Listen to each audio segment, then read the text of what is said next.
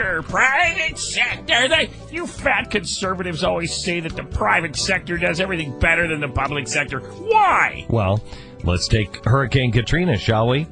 As I'm sure you read on page 6 of Arguing with Idiots, in January 2006, New Orleans Mayor Ray Nagin announced 314 new public projects as part of his rebuilding effort after Katrina.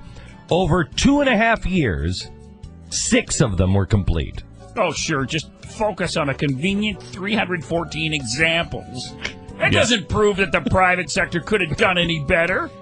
Well, Walmart had 126 of their stores damaged in the hurricane. 110 of them were up and running within 10 days. Big deal. So you have 314 examples of this and 126 examples of that. But are you really trying to claim that government shouldn't help during a natural disaster to get people back on their feet?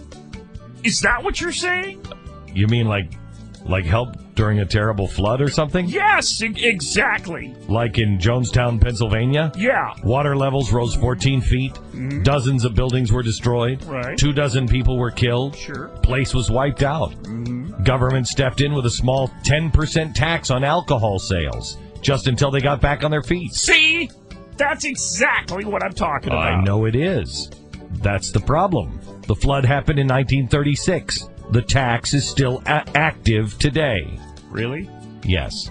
And it gets worse. Really? Yes. The tax is no longer 10%. They've actually raised the tax twice since. Even though the flood happened in 1936. They raised it twice. It's now 18% and still going strong. Oh, really? Well, if they were smart, they'd just start up a new tax on mozzarella sticks. Just the amount you consume on a Friday night could fund every government program for the next millennium, you deep-fried human. Thanks for